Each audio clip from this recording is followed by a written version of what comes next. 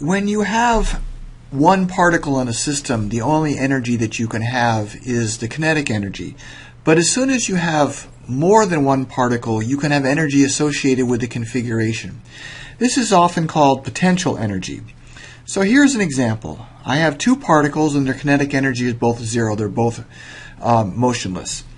If I look at some later time, I can see that the two particles are moving towards one another. Their kinetic energy is greater than zero, and even though these particles were isolated, there was nothing else in the system exerting a force on them, they now have a positive kinetic energy. Where did that energy come from? Well, it came because there was an attractive force between these two particles, and that force accelerated them, changed their velocity, and created a kinetic energy. Where did that energy come from? We call that the potential energy of this situation.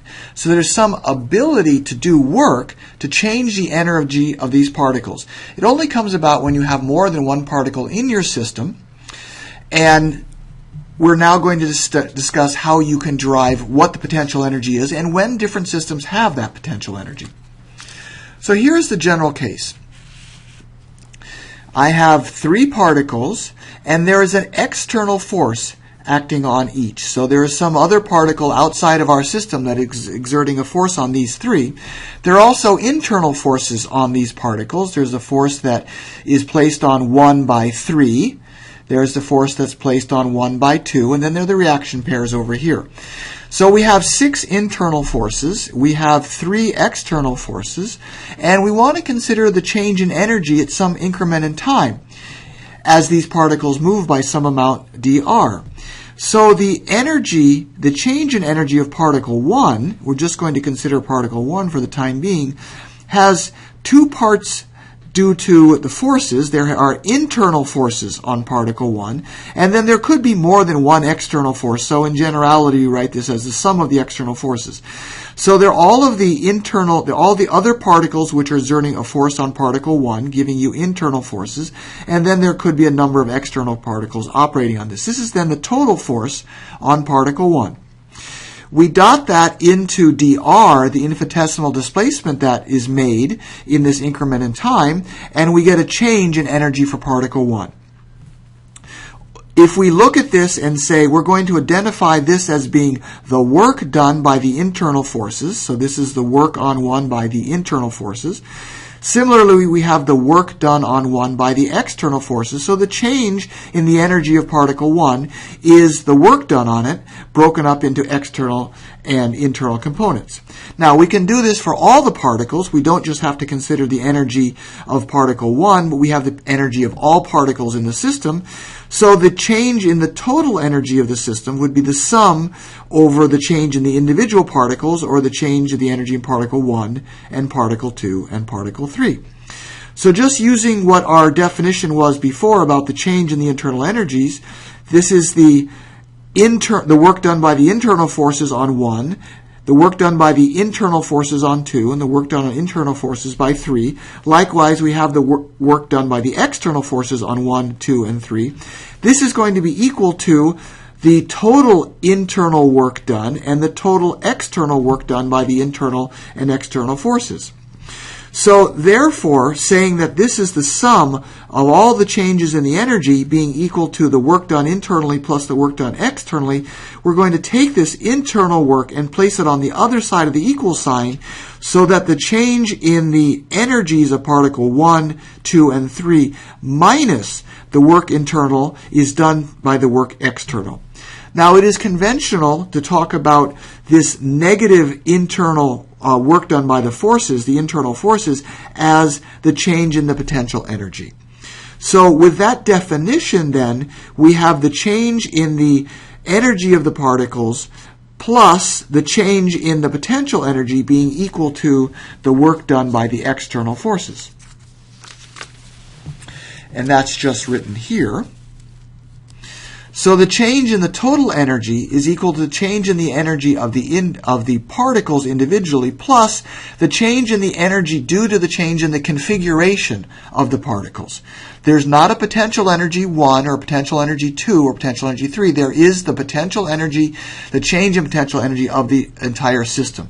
And this change in energy total is equal to the external work done, the work done by the external forces. So if we can now define the total energy, not the change in the total energy as being the sum of the individual energy of the particles plus the potential energy of the configuration. So explicitly we could write this out now in a relativistic form as saying that I have my total energy is equal to the rest energy of particle 1, the rest energy of particle 2, and the rest energy of particle 3, plus their kinetic energies, plus the potential energy of the configuration.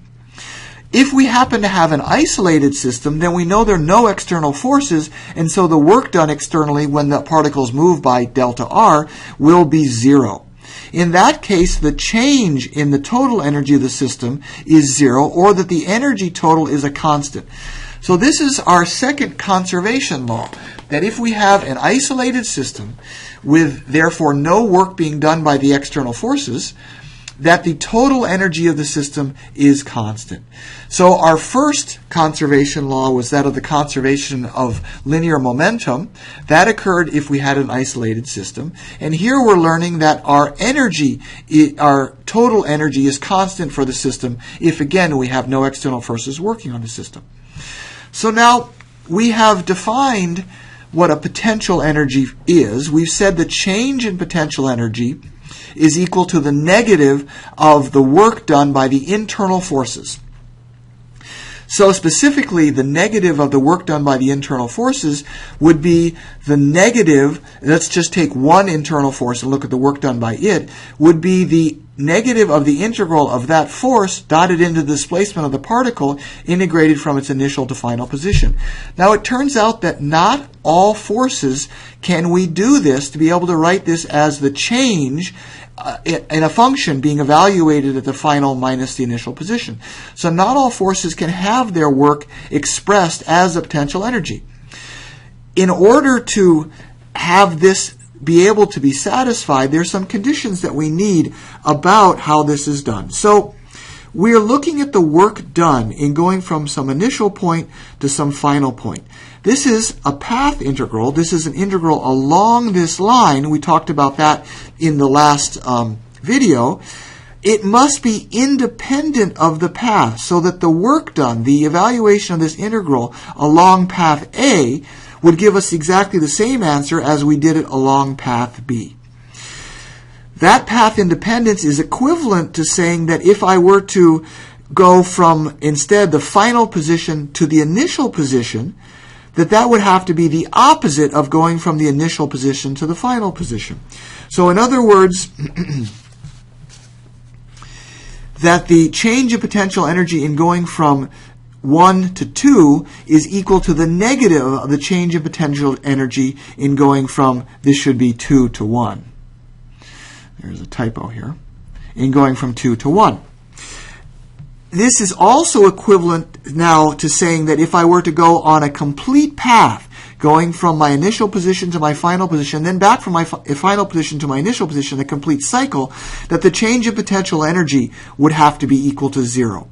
That comes about in saying that if we have a function which evaluated just in terms of its initial or final position, that delta potential energy in going from the initial position to the initial position would just be the potential energy at the initial position minus the potential energy at the initial position, and that would have to be 0. So this path independence is a very important aspect of potential energy, and so is the ability of coming back to the same point and having the change of potential energy equal to 0.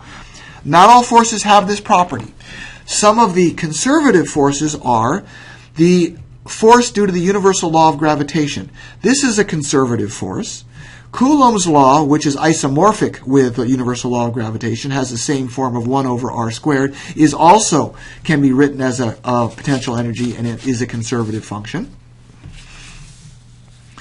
Hooke's law, force is also a force which has a potential energy function and it is conservative, and so is gravity in a uniform gravitational field. So if you're close to a spherical object, close enough that you don't have to consider its curvature and you have a constant gravitational force in one constant direction, this is also a force that can be written in terms of potential energy and is a conservative force. Now, two examples that we've dealt with that are non-conservative forces, air drag, fluid drag, and the force due to friction are all non-conservative forces. And you can see this by saying that if I started at some point with a system and I moved to another point and came back again, with all of these forces, I will have lost some energy into heat. I will have dissipated some energy due to air drag or due to fluid drag or due to friction, and so that the energy I have when I return would not be the same as the energy I had initially, and so the change in potential energy, it doesn't make sense. The change in potential energy would have to be zero, but actually there is a change in energy. So these cannot be written as potential energy functions. Anytime that you have mechanical energy being changed to heat energy, then that force is a non-conservative force. Now, we can find out what the change in potential energy is, and therefore what the potential energy function is, by explicitly evaluating this integral for the various forces that I just mentioned. We know that this must be a path-independent integral, and so we usually pick the easiest path to evaluate. And so this is a simple case would be to say the force due to gravity near Earth. So we have a uniform gravitational field, which is constant in magnitude and constant in direction. So I'm going to say that the positive y-hat direction is the force away from the center of the planet, which is causing this gravitational field. Therefore, my force is minus y-hat direction of magnitude mg. So if an object is moved from one height to another, we simply find the change in its potential energy by evaluating the negative of the integral from the initial to final position of minus mg y-hat dotted into its displacement. And so its displacement is going to be from an initial height to a vertical height along the y-hat direction. It'll be moved in the positive y-hat direction, so this dot product is just going to give me 1. I have the two minus signs which will cancel each other out, and so I'm left with an integral which is now not a line integral, but just an integral in moving from a one-dimensional integral and moving from initial to final position of mgy, a dy, which gives me mgy evaluated at the final position minus mgy evaluated at the initial position. So this is now written in the form of a function of my final position minus a function of my initial position. And so we can make an identification that the potential energy function is going to be mgy, mg times my height. Now that's not the only thing it can be. It can be mgy plus any arbitrary constant. You can think of this as a constant of integration, or you can think of it physically as the only thing that is actually physically measurable is the difference in potential energy.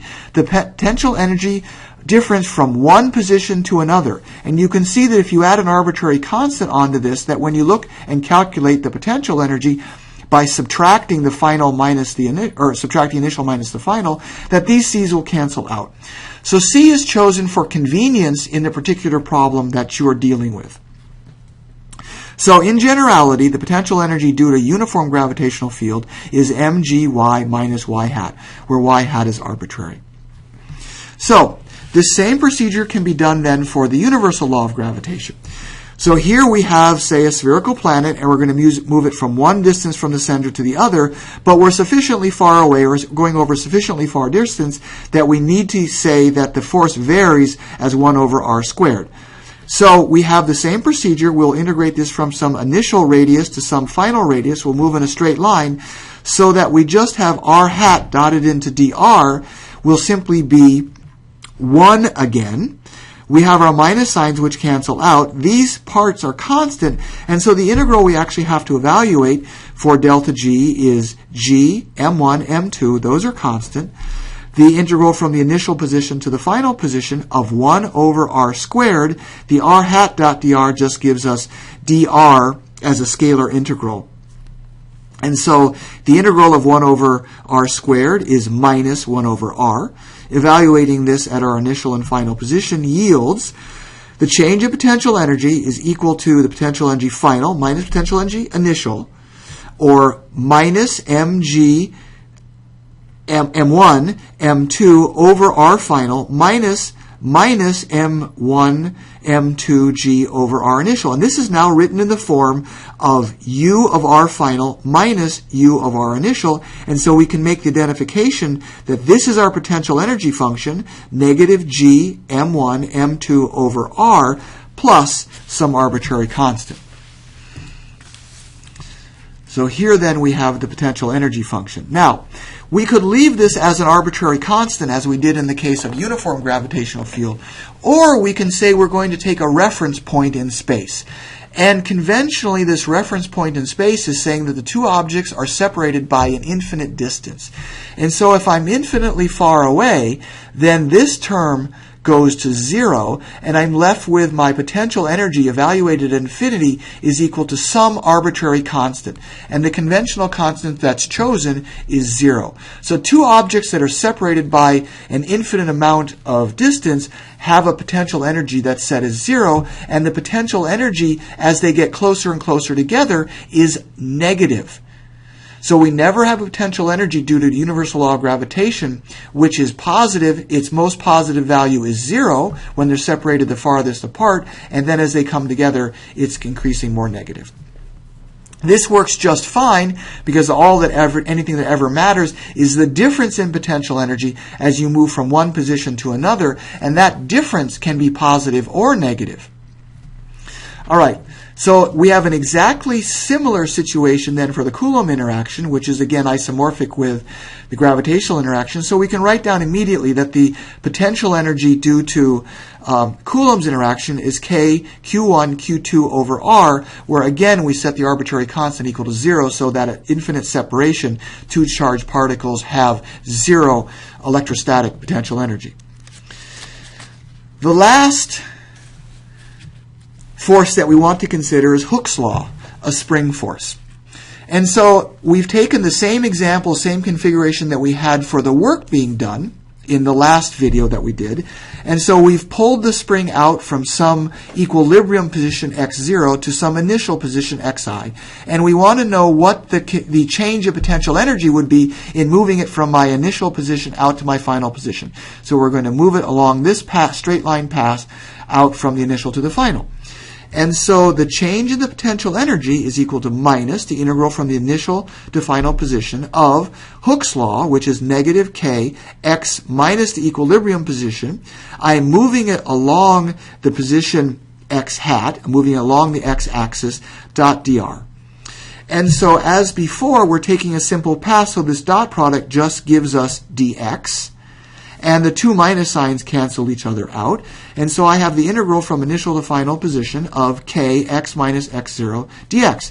And so we can integrate kx to give us 1/2 kx squared, evaluated at final initial positions. And then I have this constant term, negative kx0, which will give us negative kx0x, evaluated at initial and final terms, or final positions. So evaluating this, I get 1/2 k x final squared minus x initial squared minus k x0 x final minus x initial. Now this is not written in the form that I need, which is some function of x final minus some function of x initial. So to put it in that form, what I need to do is complete the square of this function right here. So I'm going to complete the square by adding and subtracting k x0 squared over 2. So we're going to add this in to this term, and then we're going to subtract it also from the next term. So we have now 1/2 k x final squared minus 2k x0 x final plus x0 squared minus 1/2 k x initial squared minus 1/2 k or 2k x0 x initial plus x0 squared, just adding and subtracting this value. And now I can write these as a perfect square. So I have 1/2 k x final minus x0 quantity squared. See, that's not what I had up here. I didn't have the quantity squared. Minus 1/2 k x initial minus x0 quantity squared. This is just a function of x final. This is just a function of x initial, and so I have this written in a form, the potential energy evaluated at x final minus the potential energy evaluated at x initial. So that was done by adding and subtracting this term k x naught squared over 2, adding it here and subtracting it there, or completing the square. The constant term went into the middle of these two expressions. So now I can write that the potential energy due to the spring is potential energy final minus potential energy initial, with the identification that potential energy is equal to 1/2 k quantity x minus x0, the equilibrium position quantity squared, plus some arbitrary constant. Now, it's conventional to select the equilibrium position of the spring to be x equals 0, so that it's when the spring is relaxed that there's zero potential energy, and that means we also select c, the arbitrary constant, to be equal to 0. Then you get the potential energy of the spring is 1/2 k x squared, where x is the distance measured from its equilibrium position, and that's probably the familiar form that you had in high school. So in summary, we've learned that for a number of forces we can write potential energy functions. Not all forces can be written in this way. They need to have a path independence. They cannot have energy dissipated as heat to do that. But the potential energy function is an extremely useful function to know, will allow you to solve problems and understand the situations for many forces better.